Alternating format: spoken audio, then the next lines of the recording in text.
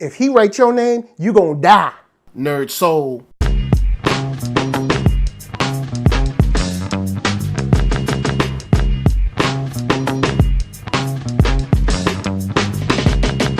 Late Ill Kid at OneYoungsta holding it down, bringing that street geek and nerd soul. What is up, my people, today? Oh yeah, we about to get to another wonderful episode of That's Right, Movie Reviews. Not gonna waste your time. We've all had a chance to see it. Hopefully, if not, you're probably checking it out today. Maybe, but we're gonna be talking about Death Note, the movie on Netflix that is adapting the manga and anime of the same name. It's been adapted to film before over in Japan for like 5 or 6 movies already, and now Hollywood, or sort of Hollywood because it's Netflix, is taking its crack at it. So my first impressions are that this movie is pretty okay.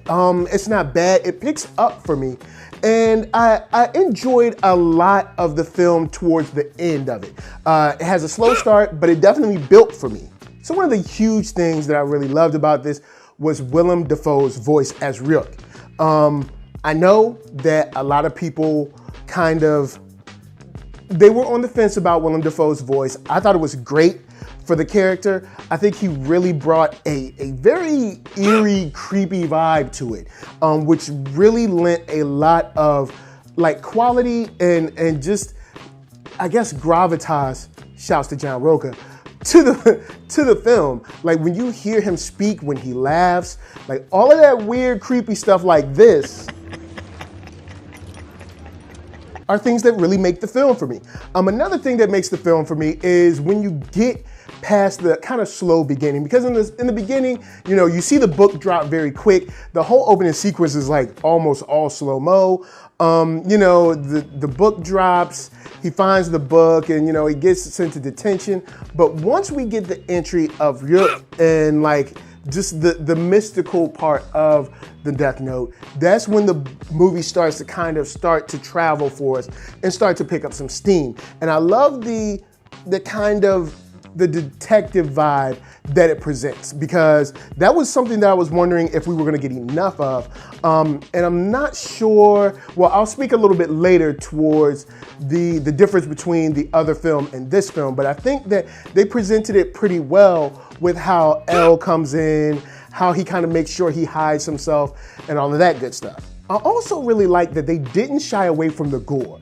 Like they made sure that you saw these deaths and that there was blood everywhere. And it wasn't that kind of like 300 kind of like Kool-Aid-y blood, but it was just, I don't know, blood. But I mean, not real blood. Nobody got hurt in this. It was like, you know, corn syrup or something. But what I'm saying is that the blood looked real and the deaths looked kind of gruesome. And I was wondering if they were gonna shy away from these things or not, even with the first death like Kenny, or when Light kind of wanted to test his theory again against the man who had hit his mother and, you know, kind of like wrecked his and his father's life. When he, you know, pretty much killed that dude, it was not good.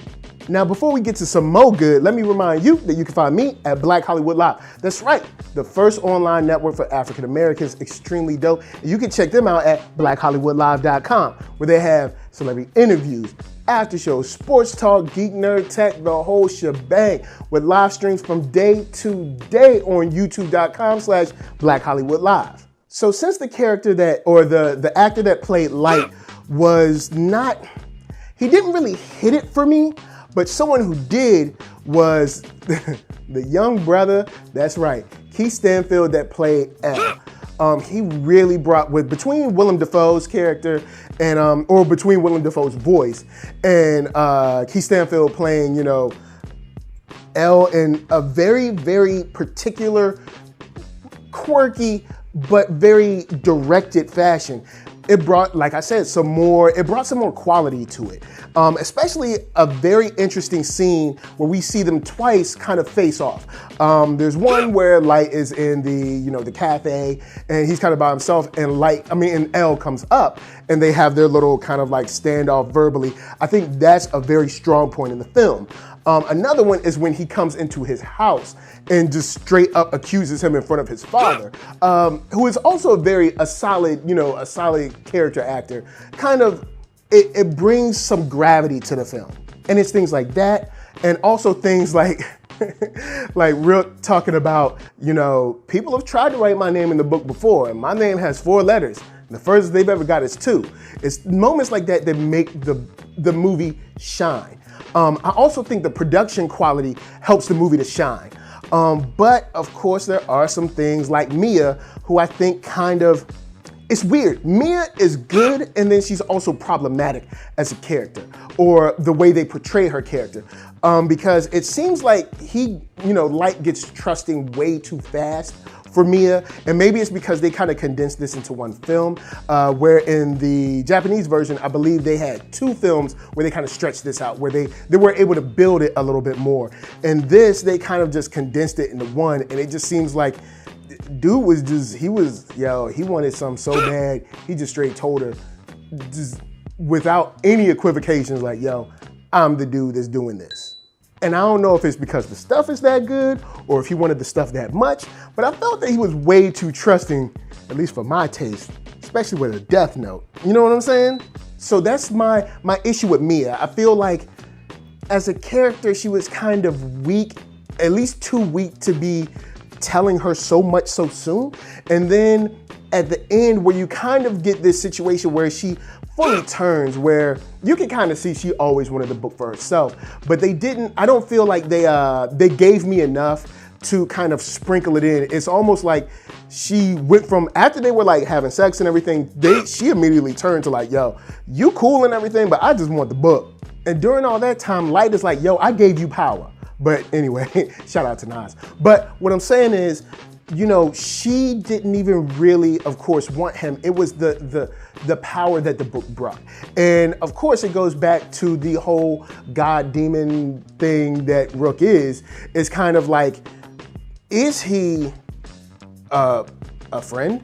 Is he a pet? Because there was a warning in the margin saying like, look, he is not your friend, he is not your pet, he is dangerous, blah, blah, blah. And I would have loved to read the rest of that because I'm sure other people wrote about him in that book. But it just ends up putting her in a place where she becomes very predictable, of course, towards the end. Now, all in all, I'm pretty sure you guys want to know how I feel this racks up to the other films. And I'm going to say that. But first, I got to say with the acting, with the atmosphere they provide, the way it's directed, and some pretty strong performances from Willem Dafoe and Keith Stanfield, I had to put this right at 3.5 stars. Is it a solid entry? Yeah, just about. It's worth checking out. I love the death scenes. I love Keith Stanfield in it. I love the way they portrayed Ryuk, and I loved his voice. Also, I did like when it went towards the detective angle. I loved how Watari was brought into the film, how he was, of course, taken out of the film. And I love how they kind of spun it as far as the rage inside of L when Watari was taken. So I do love those parts, but there are things like the beginning where this movie does take a while to get going.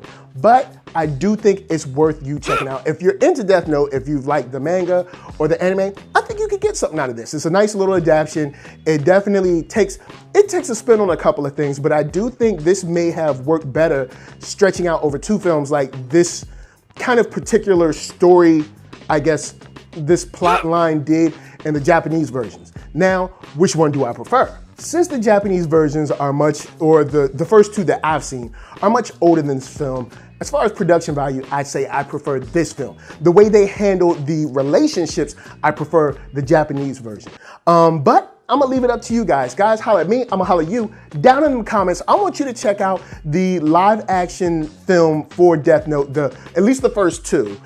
Check out those, and then check out this film and come in these comments. Let me know what you think. Do you think the Japanese kind of storyline, the way they spread it out a little bit more, did more for the story, or do you like the truncated version that we got here? So of course, guys, before I bounce, I got to tell you to hit up ThatNERDSoul.com. That's right, check me out right there. All my videos from the oldest, newest, latest, greatest, and all of that. Then hit up shop.ThatNERDSoul.com and pick yourself up a t-shirt player, and don't forget to get one for them playettes. Then come back here, like, comment, subscribe, and share that NERDSoul. That's right, there is no better way that I can show people that you like what you are watching. So, LA, what up? VA, what up? RVA, you got my heart, and please be good to yourselves, be good to each other. And if you ever get a hold of a book that says Death Note, just bury it. Peace.